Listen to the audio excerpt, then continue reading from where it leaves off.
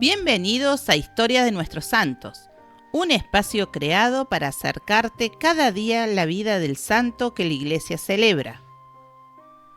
Aquí encontrarás relatos inspiradores, llenos de fe y enseñanzas, narrados con detalle y cercanía para que puedas descubrir la grandeza de quienes entregaron su vida a Dios. Además, este camino lo compartimos con Donna y Lorenzo, para que puedas escucharlas y meditar en cualquier momento y lugar. Suscríbete a nuestro canal para no perderte el contenido diario. Activa la campanita de notificaciones y ayúdanos a crecer compartiendo nuestros videos con tus familiares y amigos. Porque conocer la vida de los santos es descubrir que la santidad también es posible para nosotros.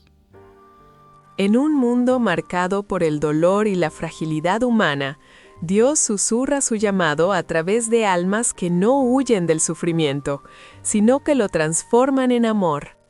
Santa María Crucificada di Rosa entendió muy pronto que seguir a Cristo era compartir su cruz, no como peso estéril, sino como fuente de vida nueva. Fundadora, madre espiritual y mujer de profunda compasión, supo ver en los enfermos, en los pobres y en los olvidados el rostro mismo de Jesús crucificado. Su entrega silenciosa se convirtió en consuelo para muchos y en testimonio vivo de que el amor verdadero siempre se dona. Hoy recordamos a esta santa que nos enseña que la cruz, cuando se abraza con fe, florece en esperanza. Bien, pues vamos a sumergirnos en esto. Hoy tenemos sobre la mesa una figura del siglo XIX que, a primera vista, podría parecer la típica santa italiana, pero es que esconde una historia de liderazgo, de acción social y, lo más sorprendente, una colección con devociones mucho más modernas. Sí, hablamos de Santa María Crucificada de la Rosa, y para analizarla contamos con varias fuentes, artículos de prensa, biografías y hasta un boletín de un santuario moderno. La misión es clara, descubrir quién fue realmente, más allá de la estampa, y por qué sigue siendo relevante. Es que lo fascinante aquí es precisamente eso, cómo las distintas facetas de su vida rompen el molde. ¿No estamos solo ante la fundadora de una congregación? No, para nada. Estamos ante una empresaria, una gestora de crisis sanitarias y una figura que décadas después de morir se convierte en un puente hacia una corriente mística. Es una historia sobre el impacto duradero de una vida que supo conjugar la acción más terrenal con una espiritualidad muy, muy profunda. Pues empecemos por ahí, si te parece. Por la mujer antes que la santa. Nace en Brescia en 1813 como Paola Francesca di Rosa. Y no en una familia cualquiera, ¿verdad? No, para nada. Era una familia noble, adinerada, su padre era dueño de fábricas de tejidos, o sea que ella tenía la vida, en teoría, solucionada. Claro, y ese contexto es clave. Pensemos en la Italia del XIX. Para una mujer de su clase el camino estaba trazado, un buen matrimonio y ya está, ¿no? Exacto, un buen matrimonio para consolidar alianzas, patrimonio. Pero ella sigue un camino radicalmente opuesto. La muerte de su madre cuando ella tiene solo 11 años y su educación con las monjas. Eso parece que marca un antes y un después. Me llama mucho la atención la reacción de su padre, porque las fuentes dicen que a los 17 años él le presenta a un pretendiente, lo normal, y ella, sale corriendo a hablar con su párroco para decirle que su vocación es otra. Sí. Lo que me sorprende es la actitud del padre. En esa sociedad, que tu hija rechazara un buen partido, ¿no era casi un fracaso para la familia? ¿Cómo se explica esa actitud tan moderna de apoyarla? Es una pregunta excelente, porque su padre, Clementi di Rosa, es una figura fundamental. Aunque al principio pudo tener sus dudas, como señalan algunas biografías, era un hombre muy pragmático y a la vez profundamente católico. Ajá. Vio en su hija no un capricho adolescente, sino una determinación y una capacidad fuera de lo común. En lugar de ver un fracaso, parece que vio un activo para la fe y para la comunidad. Vio el potencial. Confió en su juicio, y esa confianza fue lo que le permitió a Paola empezar sus proyectos. Le dio un margen de libertad impensable para una mujer de la época. Y vaya si lo aprovechó, porque con solo 19 años, su padre le da la administración de la hilandería familiar en Acquafredda. 19 años. Exacto, 19 años. Y aquí vemos a la gestora en acción. No se limitó a llevar las cuentas. Claro. Sí, pero también la solidaridad y el apoyo material entre ellas. Y fíjate, este es el germen de su patronazgo, pero es que es una visión de liderazgo femenino que se adelanta décadas a su tiempo. Es que no era solo caridad paternalista, era organización social, casi un prototipo de sindicato con un componente espiritual. Hoy lo llamaríamos empoderamiento, sin duda. Totalmente. Claro, porque hasta ahora tenemos el retrato de una joven piadosa con una capacidad de gestión asombrosa, pero es en 1836 cuando una crisis real pone a prueba todo ese carácter. Brescia sufre una epidemia de cólera terrible. ¿Qué supuso eso para la ciudad y para ella? Una catástrofe sanitaria. El cólera en el siglo XIX era devastador. La gente moría en cuestión de horas. El contagio era masivo. Y los hospitales o lazaretos eran lugares de pánico y desorganización. La gente sana huía. El pánico total. En ese contexto, Paola, con 23 años, le pide permiso a su padre para ir a trabajar en primera línea, directamente con los enfermos. Se metió en el corazón del peligro, coordinando a otras voluntarias. Eso es un punto de inflexión total. Pasar de organizar una fábrica a gestionar el caos de una epidemia. Y es ahí donde nace su gran proyecto, ¿no? La Congregación de las Siervas de la Caridad. Precisamente. La experiencia del cólera fue el catalizador. Vio la enorme necesidad de una atención sanitaria profesionalizada, constante y, para ella, fundamentada en la fe. No bastaban las voluntarias esporádicas. Hacía falta algo más. Claro. Así que en 1840 funda su comunidad, dedicada específicamente a atender a los enfermos en los hospitales. Empezó con un grupo minúsculo, 4 jóvenes, y la respuesta fue inmediata. En 3 meses ya eran 32. Había una necesidad real y ella supo darle una estructura. Y las fuentes están llenas de anécdotas que pintan un retrato de su carácter que va más allá de la simple piedad. Hay 2 que me han dejado perplejo. Una es sobre unos caballos desbocados. Sí, la del carruaje que iba a despeñarse. Cuentan que se lanzó sin dudarlo y logró sujetar las riendas y calmar a los animales. Demuestra un arrojo físico sorprendente. Desde luego. Pero la otra es aún más reveladora de su autoridad moral. Espera, ¿la de los soldados? Eso suena a escena de película. Se enfrentó, según dicen, a 12 soldados que querían entrar de forma indebida en la zona de las enfermeras de un hospital militar. ¿Cómo fue exactamente? Tal cual. La escena que describen las hagiografías es potentísima. Ella coge un crucifijo, se hace acompañar por 6 de sus hermanas con velas encendidas y se planta frente al grupo de soldados. Madre mía. Y con una calma total les prohíbe el paso en nombre de Dios. La fuerza de su convicción debió de ser tal que los soldados, que seguramente no esperaban esa reacción de una mujer, se detuvieron y se marcharon. Hay que tener un coraje fuera de lo común para hacer algo así. No es solo fe, es una convicción de acero. Más allá de si el detalle del número de soldados es exacto, ¿qué nos dice esto sobre la autoridad que proyectaba en persona? Nos dice que su liderazgo no se basaba en el poder jerárquico o la riqueza. No. Se basaba en una autoridad moral que era percibida por todos. Era capaz de gestionar una emergencia sanitaria, dirigir una empresa y a la vez imponer respeto en una situación de conflicto directo con el poder militar. Proyectaba una integridad y una fuerza que desarmaban. Tras fundar su obra, que crece a un ritmo increíble, ella misma profesa sus votos en 1852 y adopta el nombre de María Crucificada. Hay una frase suya que lo resume todo. No puedo ir a acostarme con la conciencia tranquila los días en que he perdido la oportunidad, por pequeña que sea, de impedir algún mal o de hacer el bien. Es una declaración de intenciones brutal.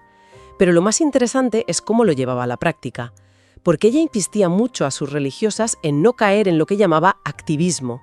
Esa advertencia contra el activismo suena increíblemente moderna. ¿Qué quería decir exactamente con eso en el siglo XIX? Porque suena a algo que leeríamos hoy en un artículo sobre el burnout. Totalmente. Para ella, el activismo era la trampa de trabajar sin parar, de estar constantemente haciendo cosas por los demás, pero vaciándose por dentro. Ya. Olvidando la oración, el silencio, la reflexión. Exigía a sus hermanas un equilibrio muy delicado. Entrega total al enfermo, sí, pero siempre alimentada por una vida interior sólida. Si no, decía, el servicio se convierte en una simple función, pierde su alma y acaba agotando a la persona. Es una lección de autocuidado en realidad. Es una lección de autocuidado espiritual y psicológico que es oro puro para cualquier persona en profesiones de ayuda hoy en día. Y está claro que ese modelo funcionó. A su muerte, en 1855, con solo 42 años, la congregación ya era una realidad sólida. Y después la expansión fue enorme. Hoy están en Europa, América Latina, África. ¿Qué hizo que su modelo fuera tan atractivo para tantas mujeres jóvenes? Pues creo que ofrecía una alternativa vital muy poderosa. En una época en que las opciones para la mujer eran el matrimonio o una vida monástica de clausura, ella proponía una tercera vía. Claro. Una vida de fe activa, en el corazón del mundo, con un trabajo profesional de enorme impacto social y con un alto grado de autonomía y responsabilidad. Era una forma de realización personal y espiritual muy atractiva.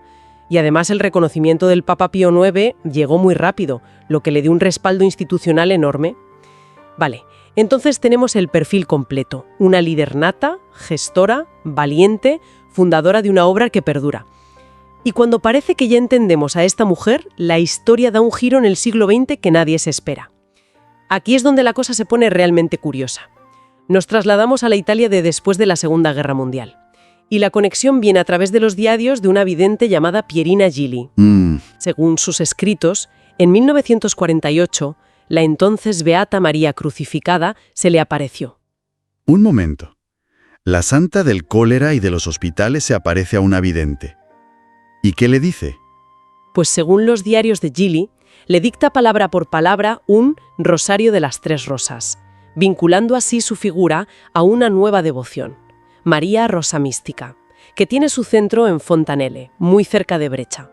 O sea, Este hecho conecta a nuestra santa, la mujer de acción por excelencia, con una corriente de espiritualidad puramente contemplativa y mística. entonces, ¿cómo conviven estas dos imágenes de la misma santa?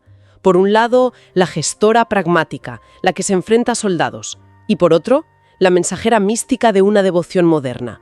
¿Hay alguna tensión entre estas dos facetas? Es una pregunta fascinante, porque ilustra cómo el legado de una persona puede evolucionar. Para su congregación, las Siervas de la Caridad, la figura central sigue siendo la fundadora, el modelo de caridad activa. Lo lógico. Claro, la conexión con Rosa Mística es un aspecto más de su herencia espiritual, pero no el centro. Sin embargo, para los devotas de María Rosa Mística, Santa María Crucificada es vista como la mensajera elegida, el puente que une su obra terrenal con esta manifestación celestial. No creo que haya tensión, sino más bien dos enfoques distintos que coexisten. Dos lecturas. Exacto. Uno se centra en la biografía histórica y el otro en la dimensión mística posterior. ¿Y cuál es la postura oficial de la Iglesia sobre todo esto? Porque las revelaciones primatas siempre son un tema delicado. Muy delicado. Y las fuentes son claras al respecto. La Iglesia todavía está estudiando el conjunto de las apariciones y revelaciones a Pierina Gili. Es un proceso largo y muy cauto. Claro.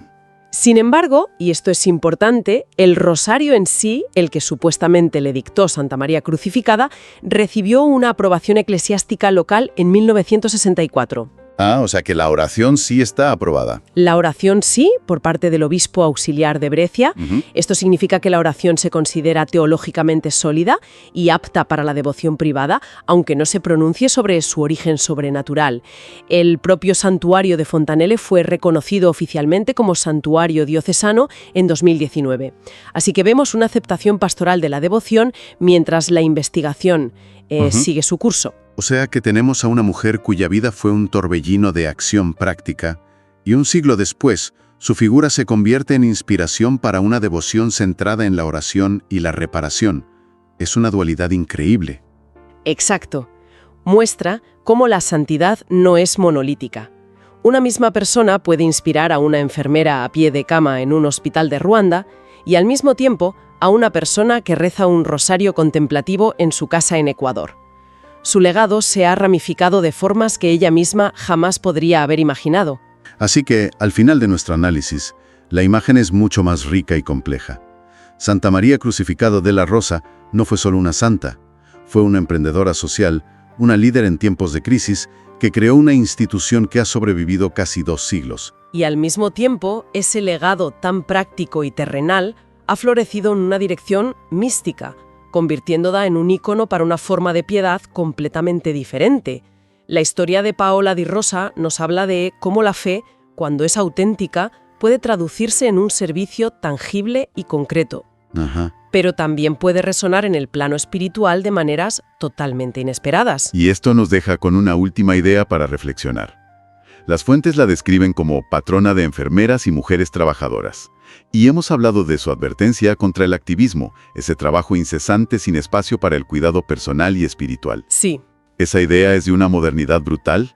¿Qué podría decir su ejemplo sobre la cultura actual del agotamiento y el burnout que afecta precisamente a esos campos, el sanitario y el de los cuidados que ella tanto sirvió?